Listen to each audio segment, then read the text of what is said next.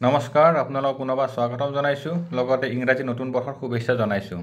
আজি আমি আলোচনা কৰিম মীন ৰাশিৰ মানুহৰ 2025 বৰ্ষৰ বাৰ্ষিক ফলৰ বিষয়ে।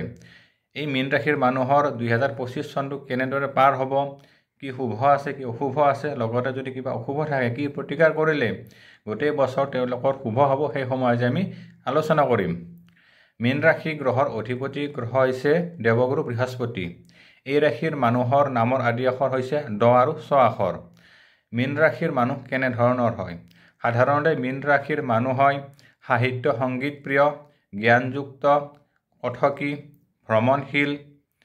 লগতে এই ৰাশিৰ মানুহৰ আধ্যাত্মিক মনোভাৱ দেখা যায়।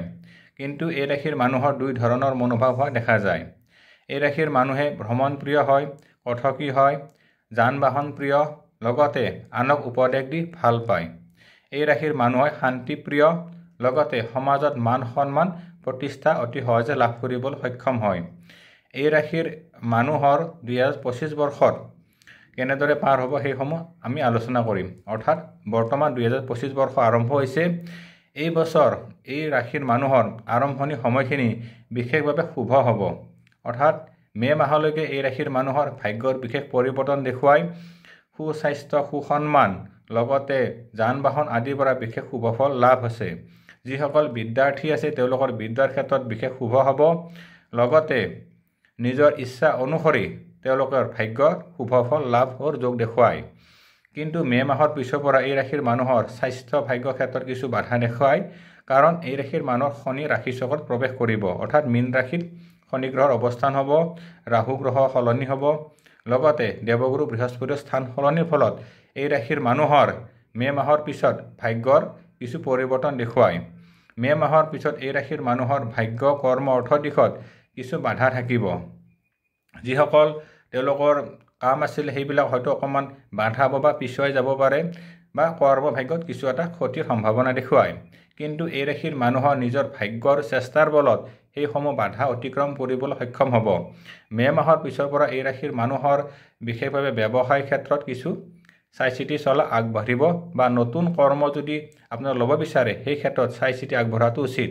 টকা পইচাৰ ক্ষেত্ৰত যদিও শুভ হ'ব, কিন্তু অযথা খৰচৰ মাত্ৰা বাঢ়িব পাৰে, পত্নীৰ স্বাস্থ্যহানিৰ হ'ব পাৰে। গতিকে স্বাস্থ্য ভাগ্যৰ কিছু যত্নৰ আৱশ্যক হ'ব। বিদ্যাৰ্থীয়ে মে' মাহৰ পিছত বিদ্যাৰ ক্ষেত্ৰত কিছু বাধা পাব। গতিকে তেওঁলোকে মনোযোগ দি পঢ়িলে সেই বাধা অতিক্ৰম কৰিবলৈ সক্ষম হ'ব। যিসকল ব্যক্তিয়ে কৰ্মৰ ক্ষেত্ৰৰ লগত জড়িত আছে তেওঁলোকৰ কৰ্মক্ষেত্ৰত ভালেই হ'ব, অৰ্থ উপাৰ্জনৰ পথ প্ৰশস্ত হ'ব।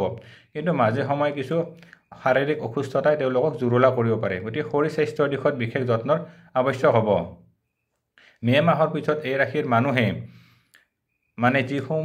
যিকোনো বিবাদত লিপ্ত নোহোৱাটো ভাল।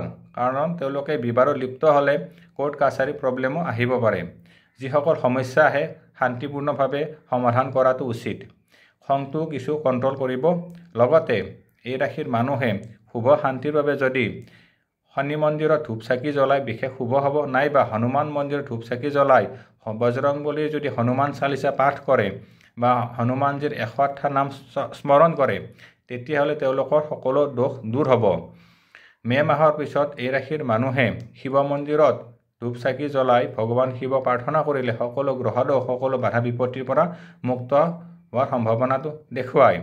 মে' মাহৰ পিছত যিসকল বিবাহ প্ৰাৰ্থী আছে তেওঁলোকৰ বিবাহৰ ক্ষেত্ৰত দুই এটা সৰু সুৰা বাধা আহিব পাৰে, কিন্তু নিজৰ চেষ্টা ভাগ্যৰ বলত সকলো বাধা কাটিবলৈ সক্ষম হ'ব। এই বছৰৰ ভিতৰত মীন ৰাশিৰ মানুহৰ শেষৰ ফালে যান বাহন লাভ, গৃহ লাভ, লগতে ভূমি সম্পত্তি লাভৰ যোগ দেখুৱায়। এই ৰাশিৰ মানুহৰ স্থান পৰিৱৰ্তন হ'ব পাৰে। যদি কোনোবা দূৰ ঠাইত আছিলে, চাকৰি ক্ষেত্ৰত ট্ৰেন্সফাৰ হোৱা নাই, এই বছৰ মে' মাহৰ পিছত ট্ৰেন্সফাৰৰ যোগ দেখুৱাই আছে। লগতে তেওঁলোকৰ নিজৰ য'ত ঠাই আছে সেই ঠাইৰ পৰা অন্য ঠাইলৈকে যাব পৰা এটা যোগ আৰম্ভ হ'ব। অৰ্থাৎ স্থান পৰিৱৰ্তনৰ যোগ দেখুৱায়। শুভই হওক বা অশুভই হওক, যিকোনো প্ৰকাৰে তেওঁলোকৰ স্থান পৰিৱৰ্তনৰ যোগ দেখুৱাই আছে। কৰ্মভাগ্যৰ দিশত কিছু চেষ্টা যত্ন আৱশ্যক হ'ব। তাৰ বাবে উপৰোক্ত নিয়মসমূহ যদি তেওঁলোকে পালন কৰে বিশেষ শুভ হ'ব।